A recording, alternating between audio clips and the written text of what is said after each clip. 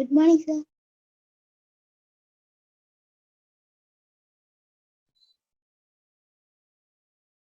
A very pleasant morning to all of you all, my dear children. Am I audible to you all?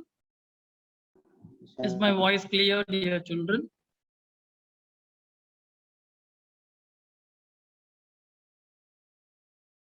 Okay, thank you, Niranjana Devi. Thank you, Kartika. Thank you all. Thank you, Bharati. Okay, very good morning to all. So yesterday we have started the poem called "Stopping by Woods on a Snowy Evening," which is written by Robert Frost. Okay, we have discussed the rhyme scheme and the rhyming words of the poem, right? Okay. Now let me share my document for you all right now. We'll go ahead with the poem.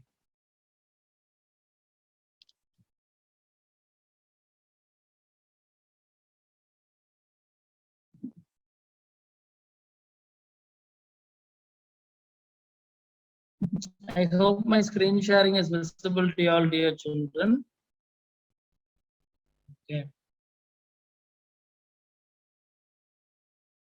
Maybe 100 or maybe more than 100 also. It's not an issue. Okay. Thank you.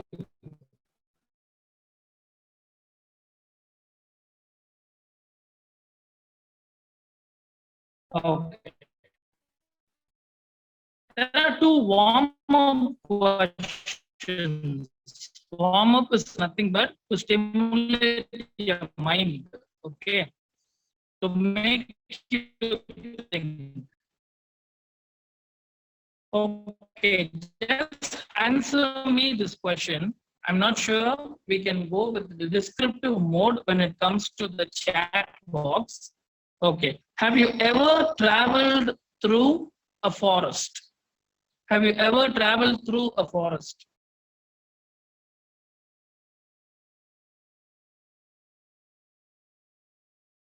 How many of you have traveled through forest?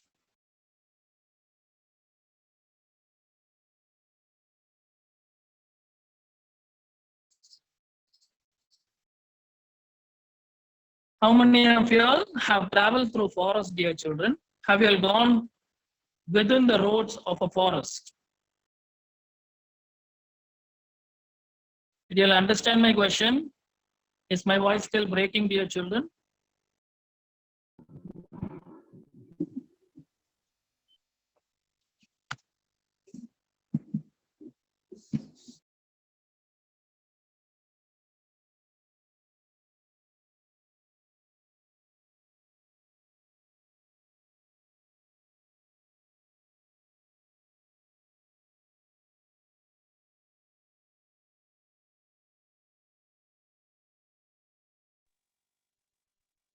Okay. I'm sorry, dear children. Am I audible to you all right now?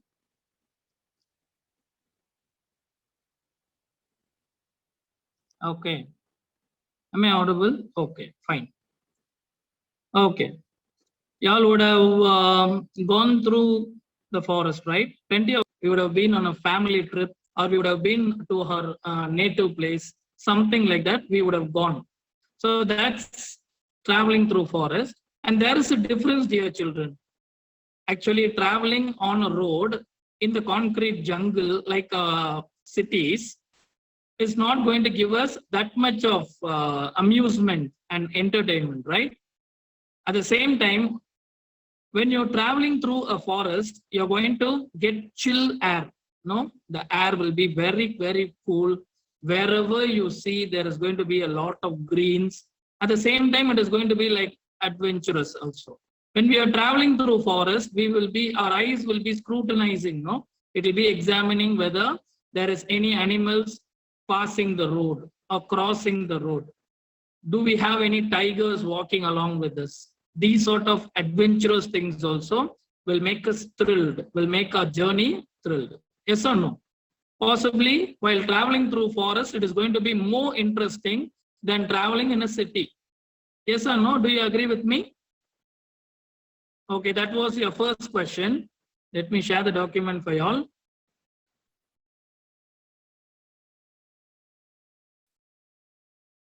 The second question comes here. Have you ever, did you have any time to stop and enjoy the beauty? So now this is a very interesting question, my dear children. While you were traveling through a forest, did you really have any time to stop and enjoy the forest? The beauty of forest. Did you really have time to enjoy the forest? Literally, we stop in a particular region, so we could have the smell, no, the eucalyptus smell and all the other green smells. It's going to just thrill us a lot. It's going to give a lot of happiness for us, right? Santosh, could you mute yourself? This is the number of time you are unmuting yourself.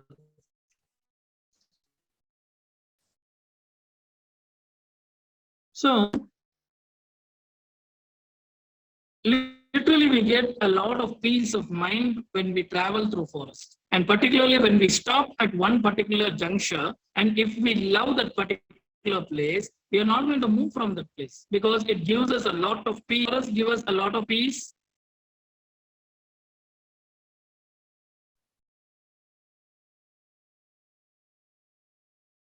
So forest gives us a lot of peace, okay, peace and tranquility. Wherever we stand, we could witness a lot of grassy parts, right?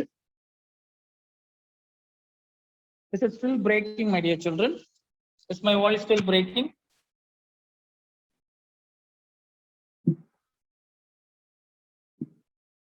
Is it clear right now?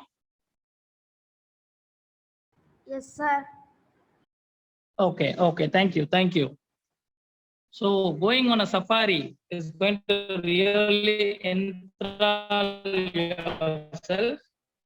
Okay, literally, a forest journey is going to be such a beautiful one. And now look here, Robert Frost, the poet, what is he going to do is, he is comparing life. Okay, he is comparing life. He compares the beauties of life. Okay, so that's what he has done here.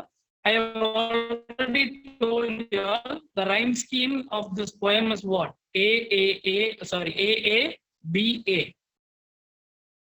Is it clear? A, B, A is the rhyme scheme here. Okay. Is it still breaking, dear children, or is it okay right now? Is it clear right now?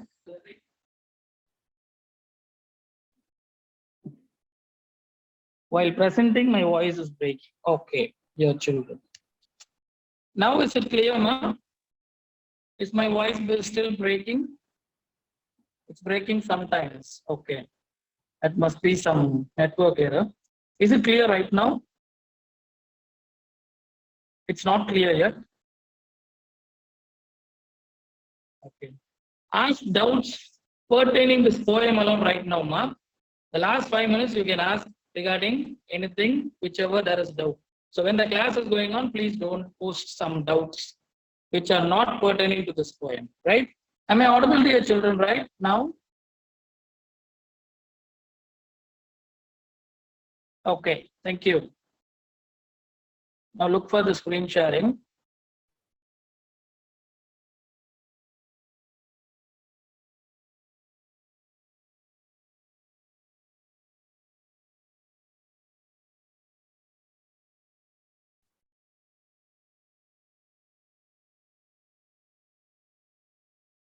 Is the sharing clear right now? Is my screen sharing better right now? Is it visible to you all? Okay. Okay, let's start with the poem. If at all my voice is presentation clear right now, ma?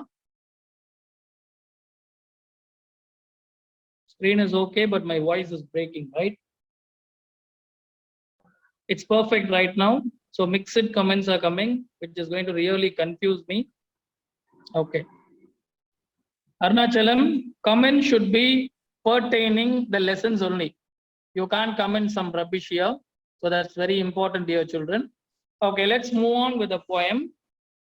Whose woods these are, I think, I know. His house is in the village, though. He will not see me stopping here to watch his woods fill up with snow. Okay, now see, whose woods these are, I think, I know. Now, woods, I have told you all the meaning of woods, right? What is a wood, my dear children? Forest. Yes, you're right, Rahini. So this forest, no, this particular land belongs to one particular person, and the stranger who is traveling in the horse, he knows whose forest, to whom does that particular land belongs to. And he also says that his house, whose house, the owner of that particular portion, no, his house is in the village, though.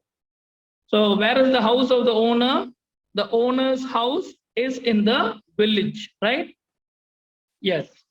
He will not see me stopping there. Now tell me, why can't the owner see that some particular stranger is stopping in his particular land?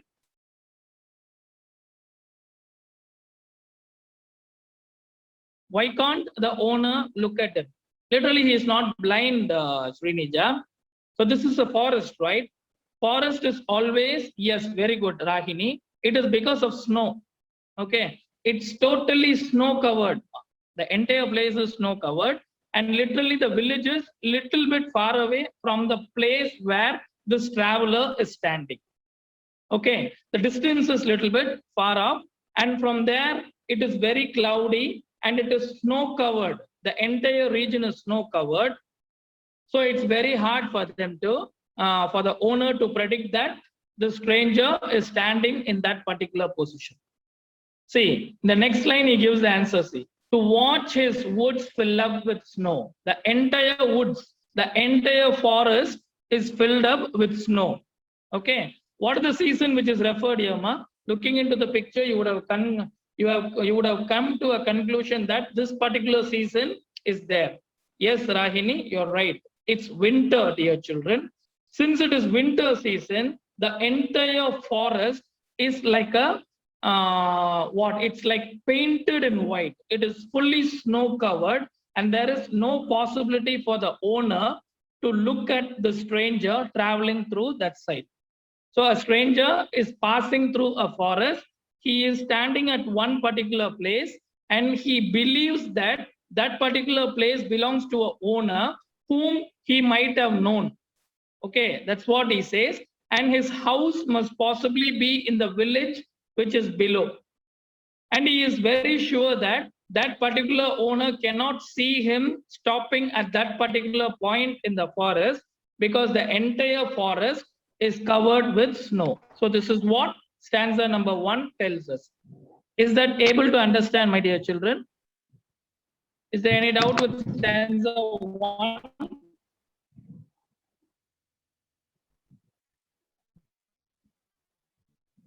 Any doubts? Okay, no doubts. Very good.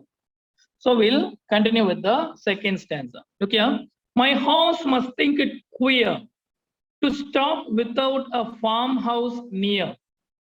Between the woods and frozen lake, the darkest evening of the year. Now look here, my dear children. My horse must think it queer. Queer, the meaning of queer is strange. Okay. Why the horse must be thinking strange? Why should it be thinking something strange? If you stand in one particular place in a forest, if you don't have a place to take rest, why is my owner standing there? Like that the horse is thinking. The horse is thinking there is no any rest house, a house to be taking rest. There is nothing to eat there. It is almost evening. Why the hell my owner has stopped here? That's what it is thinking. See, to stop without a farmhouse near. Literally in the forest, we might have some farmhouses which belongs to the owners of that particular land. But here there is no farmhouse at all. This particular stranger has stopped somewhere in the middle of the forest. They don't know where they are. Okay, at that particular place they are. And look at the location where they are standing, between the woods. They are standing in between the forest, and one side you have frozen lake. There is a big lake, and that lake, the water is in a state of frozen ice. Okay. And perhaps this is the darkest evening of the year. Now, the real problem with the forest is what? You don't have any street lights on the way while coming down or passing through the forest. If it turns dark, what is going to happen? What is going to happen if it turns dark into a forest? Will the way be visible? And it is very dangerous also, no? If you move into some other way, definitely what is going to happen? You're going to lose your way. So that is also there. It is the darkest evening of the year. That's why the horse is thinking very strange. Queer means strange. So it says, point number 1, there is no farmhouse at all nearby to take rest. Point number 2, they are standing in the middle of the forest, and at the side of them, they have a frozen lake only. So they can't even drink water because the water is totally in a frozen state. And perhaps it was the darkest evening of the year. If they are not starting right now, what is going to happen? They are going to get stuck in this forest. So this is what the second stanza tells to us. Is that clear, dear children?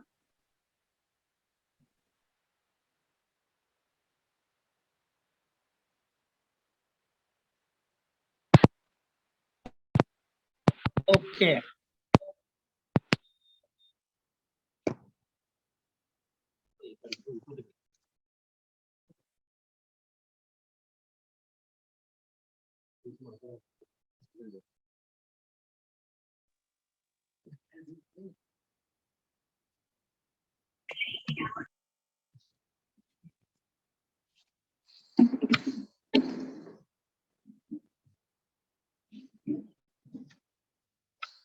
Okay, is that clear, my dear children?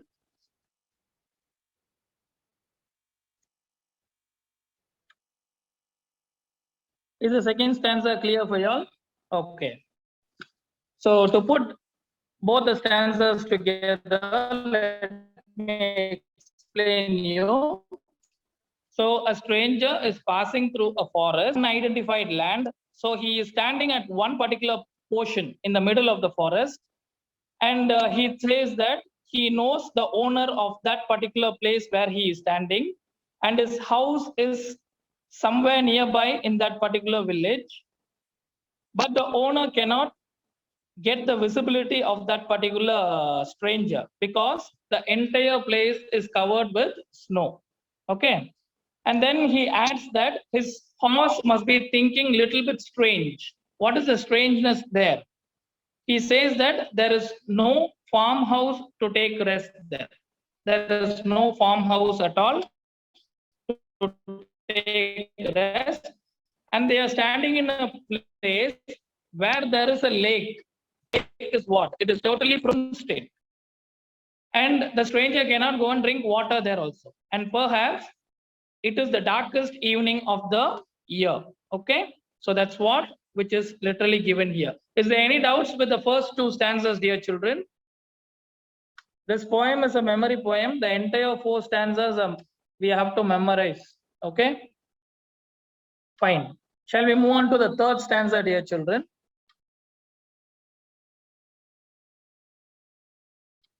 Okay.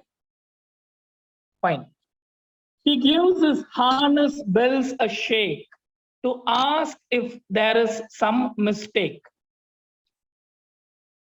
The only other sounds the sweep of easy wind and downy flake. So who gives the harness bell a shake? Who is having a bell around his neck? Is it the stranger or the horse, my dear children? Yeah, of course. Absolutely right, my dear children. The horse. So what is it doing? It is gesturing by shaking its bell. Why is it shaking its bell?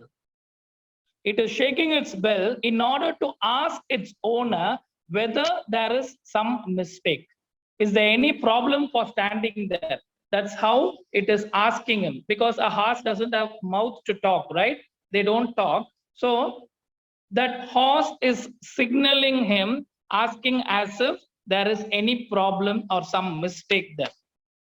The only other sound except the bell sound is what? The sweep of easy wind and downy flake. Easy wind is what? The gentle wind that blows in the forest. That is the only sound. Another sound is the downy flake. Downy flake means what? The snow which falls down, no? From the you could see the snowfall in some area. It will be like the sound of a gentle rain. Okay. Those are the only two sounds which says that they are the only person who are there in that forest, right? That's what they are saying. Are you able to understand, dear children?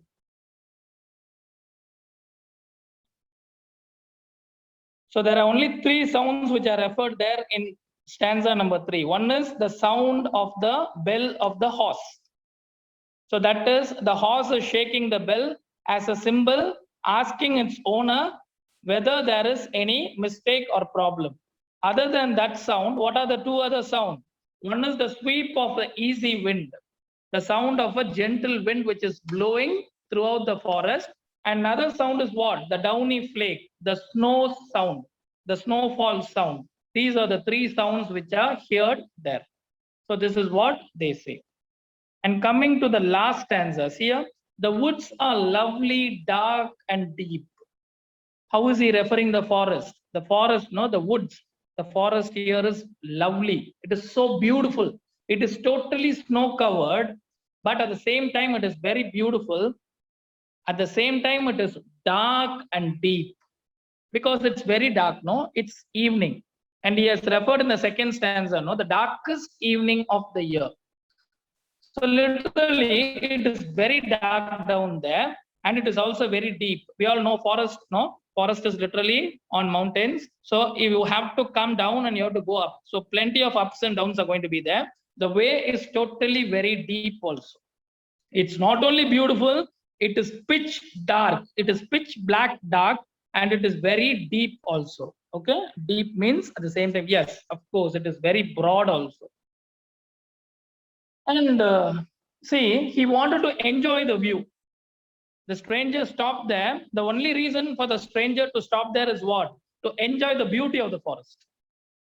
So he stopped there and he was watching it. And he also says in the fourth stanza that the woods are lovely. It is so beautiful. That is the only reason the stranger has stopped there. He hasn't stopped there for eating or to drink water or to feed his horse. The only reason is what? To watch the beauty of the forest. But look at the fourth stanza, second line. What do he say? But I have promises to keep. Which means what? He has some duty to be fulfilled. He can't waste time in that particular place. That's what exactly he says. But I have promises to keep and miles to go before I sleep, and miles to go before I sleep. So this is what he has said. Okay. Now here, sleep refers to two things. One is a normal sleep, and another one is what? Long sleep. What is known as long sleep? Your death. So you have duties to perform, no? As a human being, we have plenty of duties to perform. Before we could die, we have to do it. So there is literally two meanings here, dear children. One is he can't stay there because it's too dark. He can't reach his destination on time. Another one is what? Literally, in this particular place, another meaning is what? You can't waste time in your life at all. You have to move on. You can't sit at one particular place wasting your time. In your life, you have to move on. That's very, very, very important, my dear children. So this is what the poet is trying to tell us. So there may be plenty of temporary happiness in our life. Yes or no? Plenty of temporary happiness are there. But literal happiness is what? You have to move on with your goals. If you want to become a doctor, as we saw, no, in choice, goal setting in the first lesson. So you want to become a doctor, but at the same time, you don't want to study. You want to enjoy some web series or movies in the television or in your computer. Literally, what is going to happen? Can you all achieve your goal on time? Could you all do it, dear children? Definitely, you cannot, my dear children. Okay. So we can't do it at all. We have to be on track. Temporary enjoyment is just for a while. But permanent enjoyment is reaching or striding towards your goal. So moving towards your goal is going to be a real test here. Is it understood? This is what the poet is telling us, right? To sum up with the entire stanzas, for the ones who have just went out, for the ones who didn't hear it, let me tell it altogether. Okay, altogether, the 4 stanzas I'm going to tell. Mind you, my dear children, this is a memory poem. You have to memorize it. Okay. So, to begin with, a stranger is traveling on his horse. It's Robert Frost, ma. Robert Frost is the poet. So, yesterday we have seen about Robert Frost. I hope you all would have seen it. So see, this particular poet, as I said, it is a monologue. So this particular stranger, it's not even the poet, it is a stranger who is traveling through a forest. He is stopping at one particular place, and that particular place is in between the forest. Okay, there is in that place is in between the forest, and he tells that he knows the owner of that particular place. Okay, so what is that? His house is in the village, which is little bit far off from that forest. And literally, the owner cannot see him because the entire place is totally snow covered. And he also says his horse is going to think little bit strange because there is no any farmhouse to stop there. They can't go and sit and relax. He's not going to eat anything there because they are between the forest and there is only one particular lake, and the water of that particular lake is what? It is totally frozen, and perhaps it is the darkest evening of the year. The horse will be wondering why my owner has stopped in this particular place. So as a gesture of its confusion, it shakes its bell, okay, asking him whether there is any mistake. Why did he stop there? Other than the sound of that bell, the other 2 sounds are what? One is the sound of the wind, okay, the gentle wind which is blowing in that forest. Another one is the sound of the snowfall. So these are the 2 other sounds which are heard there. And he's standing there and enjoying the forest, and he's saying, the woods are lovely, dark and deep. The forest is very beautiful. It is dark and it is very wide, like that he says. But he can't stand and enjoy there because what? He has some promises to keep. And there is miles to go before he could sleep. Before he could end his journey, there are plenty of distance to be covered. So this is what he is telling in this particular poem. Is there any doubts, my dear children? Okay, now post on your doubts. I will just clarify it. There are 3 minutes. Somebody has doubt, no? There is 2 questions in the warm-up box. Should we write in the classwork? Not necessary, ma'am. It is just a warm-up question. It is to enrich your mind, okay? So that's one among the question. Any other questions, ma'am? Any other doubts? Whichever doubts you can ask. So in between the class, please don't ask doubts. You may ask doubts pertaining the poem, okay? So what is downtown flake? Downy flake. It's not downtown flake, ma. Downy flake is the snowfall which occurs in that particular forest. Since it is winter season, there is snowfall. That snowfall is known as downy flake. Is that clear? Okay, assignments, I am looking into it. I know I will ask those who didn't send it. Definitely don't worry. The ones who have sent, I have received. Any other doubts?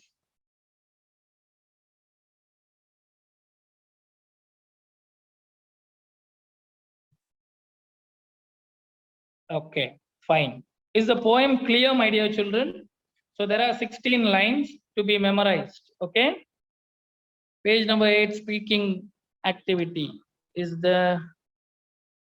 Of course, that I will give you, my dear children. I'll give you the activity. I will ask you to speak, not now. Don't worry. I will tell it in advance. You may send it. You have time up to Thursday, ma, for sending the assignments. You can send it. We will only have to send articles and profile. Yes, of course, Netra. That's what you are going to do. Okay, fine. I hope you all would have read the question answers from prose 1. Not only the question answers, the antonyms and synonyms also. These are very important to be learned. You will be getting it in a week, Maria Dominic Vivian. Okay, okay. Thank you all, my dear children. Have a great day. We will meet in another class. Okay, thank you all. Have a nice day.